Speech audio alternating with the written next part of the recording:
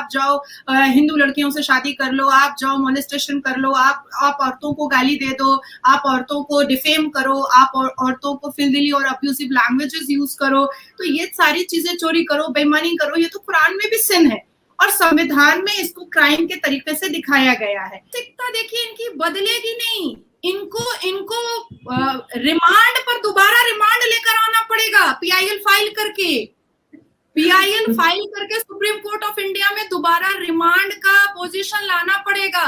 और जो मर्द, मुसलमान मर्द हिंदू लड़की से शादी करेगा, जैसे हमारे उत्तर प्रदेश में लव जिहाद एक्ट आया, रोमियो एक्ट आया, ऐसे किसी एक्ट को पूरे देश में लागू होना पड़ेगा। इसके साथ साथ जो भी पाकिस्तानी और तालिबानी दिमाग के जो मुसलमान मर्द हैं, रिमांड पर लेकर के नंगा करके डंडा से मारना पड़ेगा। या अपने हिंदुस्तान से बहुत मोहब्बत करती है, या अपनी संविधान से बहुत मोहब्बत करती है, या कानून से बहुत मोहब्बत करती है, या ऐसी एक पार्टी को बहुत ज्यादा सपोर्ट करती है जो वाकई में डेवलपमेंट और इम्प्रूवमेंट पर बहुत ज्यादा फोकस कर रही है, तो ये तो चरित्रहीन है, इसका कोई जात धर्म नहीं है और इसको हम लोग को बॉयकॉट करना चाहिए। शराब भी पी लीजिए, तब तो फिर जना भी कर लीजिए, तब तो फिर जो भी कर लीजिए।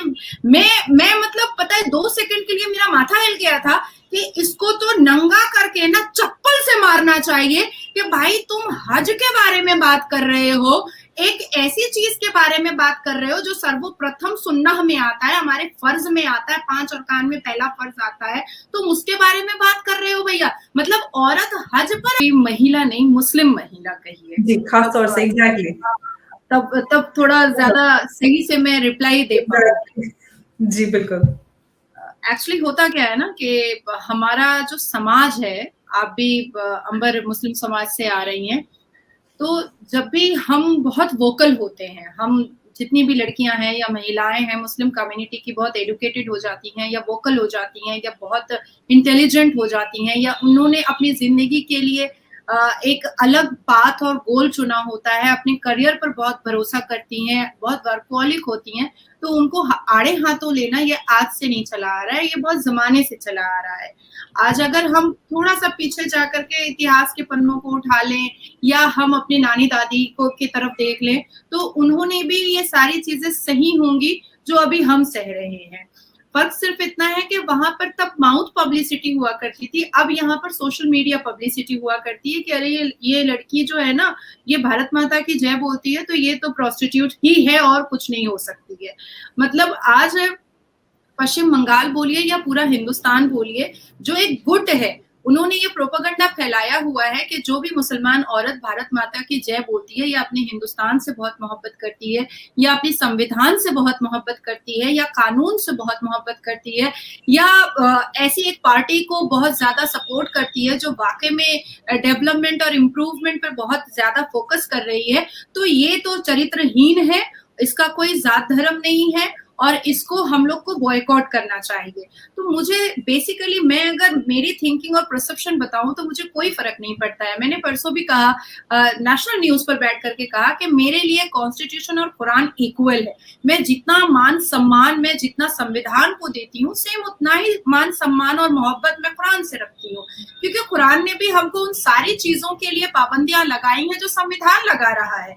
कुरान ने तो ऐसा नहीं कहा है कि आप जाओ बलात्कार कर लो, आप जाओ लव जिहाद कर लो, आप जाओ हिंदू लड़कियों से शादी कर लो, आप जाओ मोलेस्टेशन कर लो, आप औरतों को गाली दे दो, आप औरतों को डिफेम करो, आप औरतों को फिल्दीली और अब्यूसिव लैंग्वेजेस यूज करो, तो ये सारी चीजें चोरी करो, बेईमानी करो, ये तो कुरान में भी सिन है और संविधान में इसको क्राइम के तरीके से दिखाया गया है।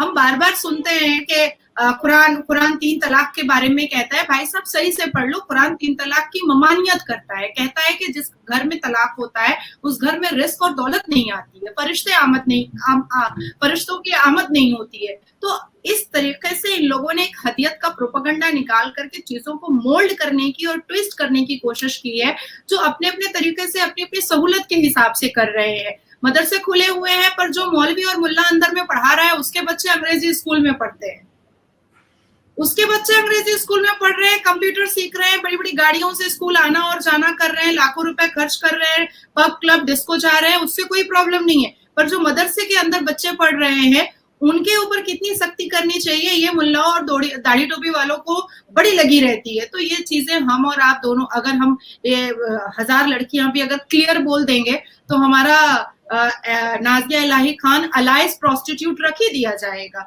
So it doesn't matter for me actually, और मुझे लगता है अंबर आपके लिए भी अब कोई मैटर नहीं करता होगा क्योंकि आप भी बहुत वोकल हैं। एब्सोल्युटली।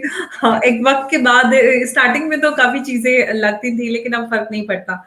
और हम थोड़े मैच्योर भी हो गए हैं। उस वक्त जब स्टार्टिंग थी तब थोड़े छोटे थे तो चीजें बहुत लगती थी। एनीवे, नाज़िया, आपने लव जिहाद की बात की और हम पिछले कुछ दिनों से देख रहे हैं कि इस तरह के मुद्दे काफी मीडिया में चर्चा होते रहते हैं।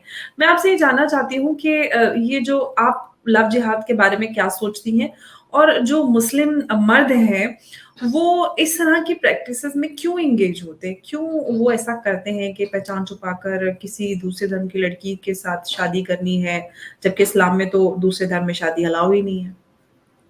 हाँ, देखिए अभी जैसे हम लोग वर्बल बोलेंगे ना तो बहुत सारे लोग हम लोग, और अभी आप कमेंट बॉक्स में इसको देखिएगा तो सारे मुसलमान मर्द और आपको दोनों को ही गालियां देंगे, गंदी गंदी गालियां देंगे।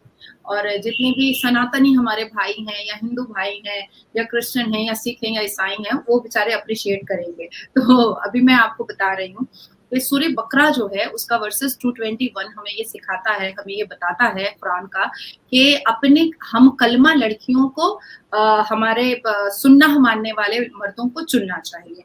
बीवियों पर क्या क्या फराइज हैं, बीवियों को कैसे खुश रखना है, बीवियों को कैसी इज्जत देनी है, ये इनकी बहुत बड़ी बड़ी बातें हमने कुरान में पढ़ी है। यहाँ तक कि कुरान ये भी कहता है कि जहन्नम में उन मर्दों की आमद ज्यादा होगी जो अपनी बीवी को आंसू से रुलाता है, जो अपनी बीवी को तकलीफ और दर्द देता है। कुरान ने ये भी बताया है कि आप निकाह का मतलब ये नहीं है कि आप अपनी आने वाली बीवी को सिर्फ 2 रोटी और 2 कपड़ा दे सकते हैं, जो हम अक्सर सुनते हैं कि अरे ये तो 2 कपड़ा दे रहा है, रोटी दे रहा है। तो ये कुरान नहीं कह रहा है। कुरान ने कहा है कि आप उसको उस दुनिया की सारी खुशियां देने की कोशिश कीजिए जिससे वो खुश हो सके। तो ये सुन्नह में आता है बीवी को इज्जत देना और खुश करना। लेकिन यहाँ पर क्या है कि आप देखिए कि ये अपने जात धर्म की लड़कियों को, अपने हमकलमा लड़कियों को तलाक देने में सिर्फ 3 सेकंड लगाते हैं। तलाक तलाक तलाक, 3 सेकंड। पॉलीगेमी, हलाला, ऐसी बहुत सारी वाहियात चीजों को इन लोगों ने अपनी सहूलत के हिसाब से, अपने एंटरटेनमेंट के हिसाब से इन लोगों ने बहुत वाहवाही बटोर करके मुल्ला और मौलवियों का इन्होंने इसको अडेप्ट किया हुआ है और बड़ी खुशी से ये लोग शादी करते हैं। मुस्लिम मर्दों को आप देखिएगा कि अगर उम्र इनकी 40 साल की होगी तो ये लड़की 20 साल की ही ढूंढेंगे हर हाल में। कम, ज्यादा हो गए, ये ज्यादा हो गया है। तो नहीं, जब से कानून 2000 गांव देहात में कहावत है, बीसी और खीसी, मतलब निकल ली, एक्सपायर हो गई। हाँ, नहीं बिहार में तो है कि मर्द जब साठा तब पाठा, मतलब 60 का होता है तब वो और ज्यादा यंग हो जाता है। तो ये हमेशा कम एज की लड़कियां ढूंढते हैं। अच्छा, हमारे यहाँ कुरान कहता है कि भाई जहेज नहीं लेना चाहिए, लानत है, मलामत है, नदामत है, पर ये सबसे ज्यादा कूद के जहेज लेते हैं। बिना जहेज के तो ये लड़की नहीं लेकर आएंगे।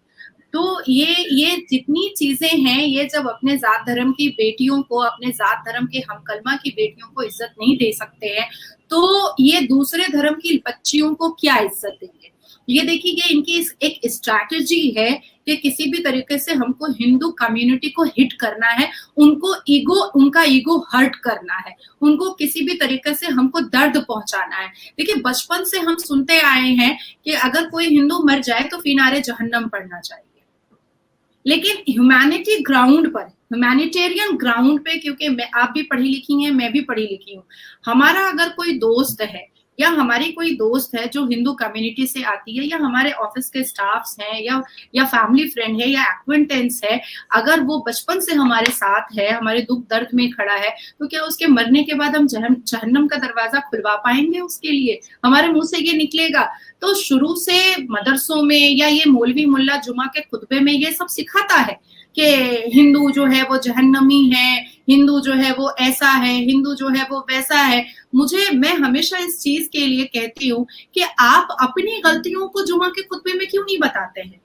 आप हमारी मुस्लिम कम्युनिटी में जो गलतियां हो रही हैं, जिसको कुरान ने सिन कहा है, वो सारे काम हो रहे हैं, वो सारी चीजें हो रही हैं, तो आप उनको क्यों नहीं दुरुस्त करने की बात करते हैं? आप हमेशा एक दूसरी कम्युनिटी को हिट करने की क्यों क्यों कोशिश करते हैं?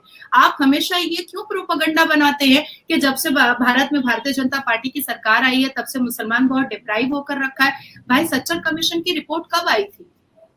तब भारतीय जनता पार्टी की तो कोई सरकार नहीं आई थी। कांग्रेस के जमाने में सच्चर कमीशन की रिपोर्ट आई थी कि मुसलमान जो है वो एजुकेशन में दलितों से भी पीछे है।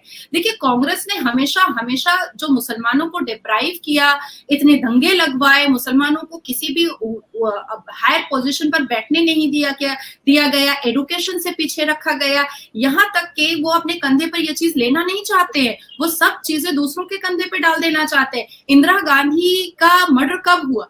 जब हिंदुस्तान में भारत की सरकार, जब भारत में कांग्रेस की सरकार थी।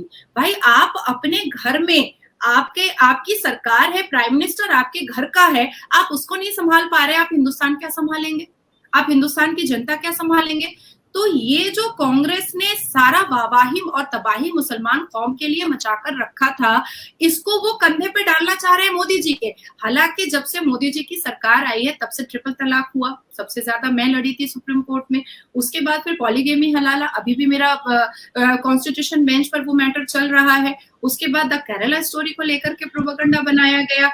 बहुत सारी ऐसी चीजें हैं। लव जिहाद को आप देखिए कि स्ट्रैटेजी है। मैं हर को बार बार बताती हूँ कि लव जिहाद is just a strategy of Muslims male, कि इनको कैसे भी करके हिंदुओं को हिट करना है। अदरवाइज आप देखिए मुसलमान लड़कियां क्या अच्छी नहीं होती हैं क्या? मुसलमान लड़कियों में क्या क्वालिटी नहीं होती है क्या? ये मुसलमान लड़कियों को क्यों नहीं पसंद करते हैं? कोई एक रीजन बता दे हमें खड़े होकर के कि भाई ये रीजन है कि इसलिए मुसलमान लड़कियां पसंद नहीं करते, हम हिंदू लड़कियों को पसंद करते हैं।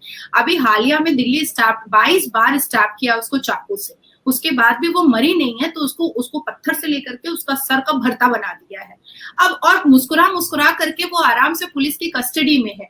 आप सोचिए कि क्या ऐसे लोगों को सिर्फ हम जो इनकम टैक्स का पैसा भर रहे हैं या जनता जो इनकम टैक्स का पैसा भर रही है, ये जेल के अंदर जाकर के वहां भी ग्रुपिज्म करेगा? सारे बलात्कारी एक साथ बैठ जाएंगे मुसलमान वाले और आपस में बहुत सारी स्ट्रैटेजी सेट करेंगे और फिर रेमिशन ग्राउंड पे या किसी भी ग्राउंड पे इनको बेल होगा और फिर आने के बाद किसी ना किसी लड़की का ये चिरहरण करने के लिए खड़े हो जाएंगे।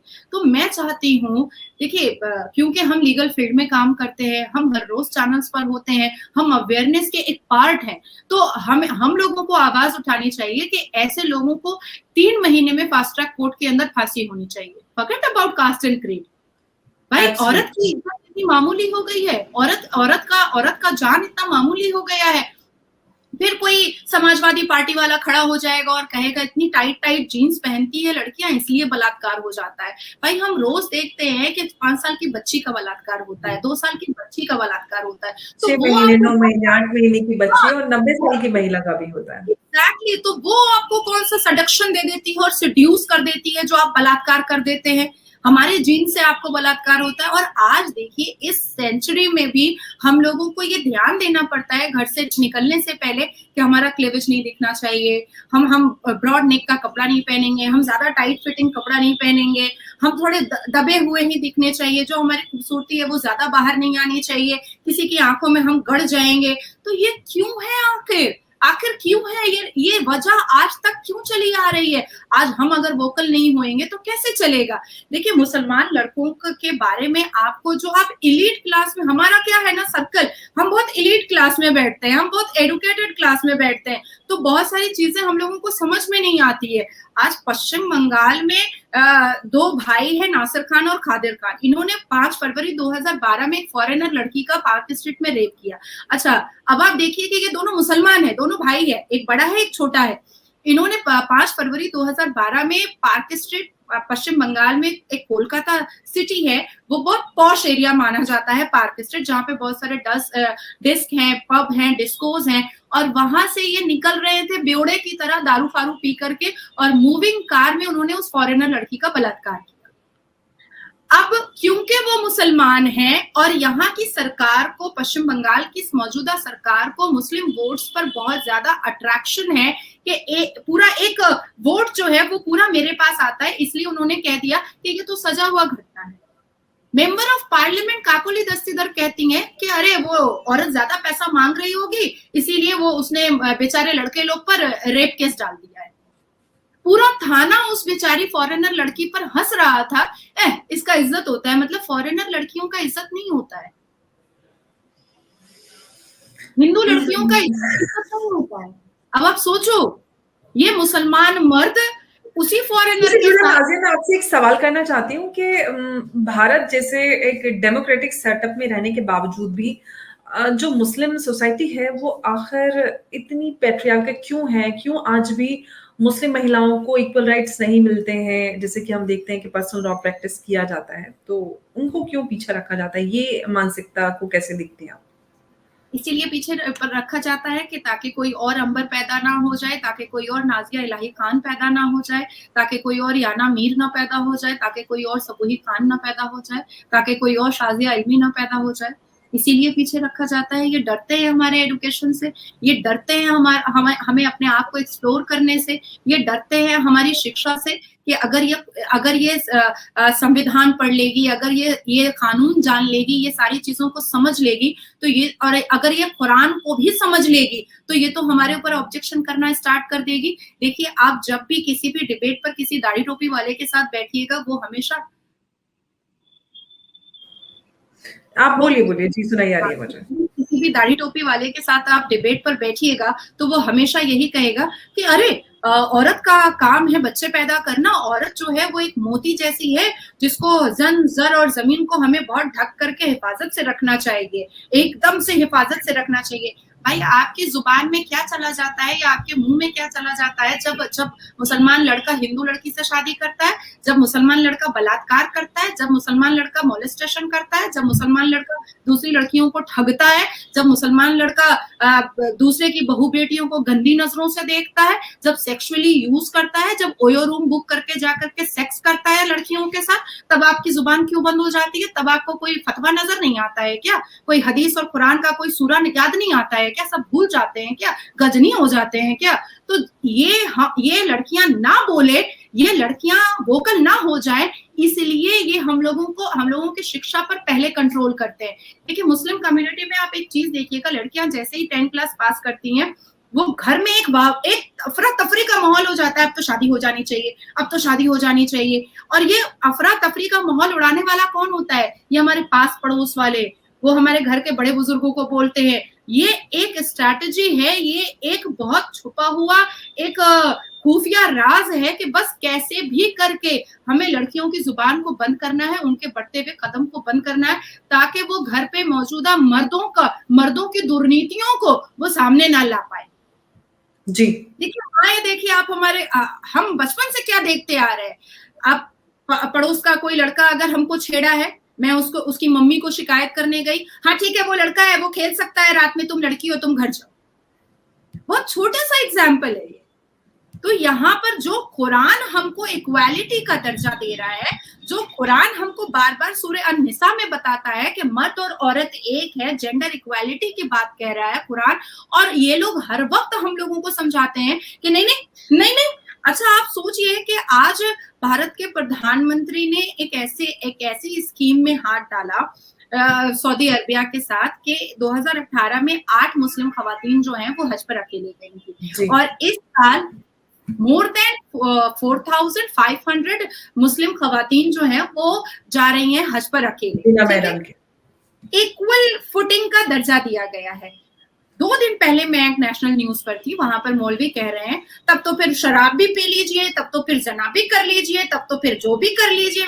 मैं मतलब पता है 2 सेकंड के लिए मेरा माथा हिल गया था कि इसको तो नंगा करके ना चप्पल से मारना चाहिए कि भाई तुम हज के बारे में बात कर रहे हो, एक ऐसी चीज के बारे में बात कर रहे हो जो सर्वप्रथम सुन्नह में आता है, हमारे फर्ज में आता है, 5 अरकान में पहला फर्ज आता है, तुम उसके बारे में बात कर रहे हो भैया। मतलब औरत हज पर अगर अकेले जा रही है तो वो जना भी कर सकती है, वो शराब भी पी सकती है, वो कुछ भी कर सकती है, और मर्द बलात्कार करके नासिर खान खादिर खान आ रहा है तब कोई फतवा जारी नहीं हो रहा है। नाज़िया, आपको क्या लगता है कि अगर यूनिफॉर्म सिविल कोड भी इम्प्लीमेंट हो जाए उसके बाद भी ये मानसिकता बदलेगी जिसकी आप बात कर रही हैं? मानसिकता देखिए इनकी बदलेगी नहीं, इनको रिमांड पर दोबारा रिमांड लेकर आना पड़ेगा, PIL फाइल करके। PIL फाइल करके सुप्रीम कोर्ट ऑफ इंडिया में दोबारा रिमांड का पोजीशन लाना पड़ेगा। और जो मर्द, मुसलमान मर्द हिंदू लड़की से शादी करेगा, जैसे हमारे उत्तर प्रदेश में लव जिहाद एक्ट आया, रोमियो एक्ट आया, ऐसे किसी एक्ट को पूरे देश में लागू होना पड़ेगा। इसके साथ साथ जो भी पाकिस्तानी और तालिबानी दिमाग के जो मुसलमान मर्द है, रिमांड पर लेकर के नंगा करके डंडा से मारना पड़ेगा। जो भी खुतबा में हिंदुओं के अगेंस्ट खुतबा दिया जाएगा, उस पर कार्रवाई होनी चाहिए, उस पर FIR दर्ज होना चाहिए। आखिरकार अप्रैल में सुओ मोटो FIR के लिए तो कहा गया ना कि कोई भी इररिस्पेक्टिव ऑफ रिलीजन अगर कोई हेटरेट स्पीच देता है तो उसके ऊपर FIR लोकल पुलिस स्टेशन कर सकता है। तो भाई इसको और भी अमेंड करके इसको अच्छी तरीके से प्रेजेंट करने की और अवेयरनेस करने की जरूरत है। देखिए, अगर ऐसे स्टेट में, जैसे पश्चिम बंगाल का स्टेट है, जैसे आपका हैदराबाद का स्टेट है, जैसे आपका बिहार का स्टेट है, जहां पर ज्यादा ये सारी चीजें अब तक हो रही हैं, अगर 10-10 मर्दों को भी उठा करके रिमांड पर अगर अच्छे से कुटाई कर दी जाए ना, तो सबके सब डर जाएंगे, ये चीजें कम होती चली जाएंगी। हम सिर्फ पार्लियामेंट में बैठ करके, अंबर अगर जैसे पार्लियामेंट में बैठ करके ट्रिपल तलाक भी अमेंड हो गया, पार्लियामेंट में बैठ करके जुवेनाइल रेप केस को भी अमेंड किया गया, और उसमें एक भी पिटिशन, ह्यूमैनिटेरियन पिटिशन और एक भी ह्यूमन राइट्स का पिटिशन या एक भी बेल पिटिशन मना किया गया कि नहीं दिया जाएगा, पर आज भी 72 दिन में बेल हो रहा है। हो रहा है। गैंग रेप में कहा जाता है कि एक भी बेल पिटिशन एक्सेप्ट नहीं किया जाएगा, पर आज भी बेल हो रहा है, लोग निकल रहे हैं बाहर। नासिर खान निकला बाहर और निकलने के बाद 5 स्टार होटल में अपना रिसेप्शन किया, शादी किया, आज बड़ा इज्जतदार बन के घूम रहा है।